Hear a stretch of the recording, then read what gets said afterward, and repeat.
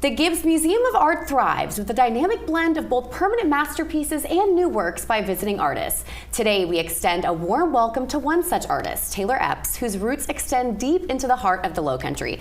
Taylor, fabulous name. We're very happy to have you here. Thank you. So, born and raised in Mount Pleasant, right? Yes, ma'am. So, that must add another level to the excitement of being featured at the Gibbes. Can you tell me how that feels? Oh, fantastic. Yeah, I mean, I've been going to the Gibbes since I was a kid. I mean, back in elementary school, I remember when I first came back for the residency, I barely recognized the place. They've changed and grown so much, but I think a lot for the better. They have their studios where we can work and the classrooms downstairs now, and it's really exciting to be a part of it. Yeah, and now can you talk a little bit about your art? Yes, of course. So right now I'm working on a series of recreations of family photography. A lot of it my own photography, some of it either donations from friends or found in like thrift shops. It started with my own personal family because I moved from Charleston to New York about 8 years ago now. Wow. And when I moved, I missed my family so much, and all I had were these old photos of them. And I would look at them a lot, and it just became more and more of a talisman of what I was missing. And I got really attached, and I was like, well, I think I want to share these with the world. That is so beautiful. And now, so can you talk a little bit about kind of what inspired your artistic journey? Did it run in the family? Yes, so my mother was a pastel artist. She did a lot of portraiture back when I was growing up. She switched between transcription and pastel for a while, but she was a very talented artist. And then my grandmother was, she actually provided a lot of the photos that I have. She just had a great eye and knew how to capture a moment. Yeah, so you really just married the two. Yeah. That is so beautiful. And now also, when I feel like people look at a photograph, they focus on the main focal point, right?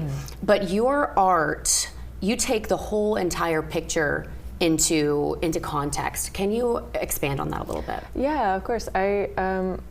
I really feel like the subject can be a very important part of a painting, but for me, especially with these old photos where there's just small details in the background that you may not have noticed on the first look, and in painting them, it really like blows up and brings significance to them, and it's really a more universal look at the history of the photo and like moments that maybe the photographer didn't initially mean to capture, but really draw the interest later on. And you have a picture on the landing of the Gibbes website, and it's a picture of a man holding a dog. And the background was actually one of the first things I noticed when I saw this image. Can you talk a little bit about the backstory of that photo? Sure thing. Yeah, that was actually from a woman in Williamsburg. Aunt Lou is her name, and she had all these old photos that she'd lived in Williamsburg for her whole life, and she was moving from Williamsburg down to Miami. And before she went, she was getting rid of all of this stuff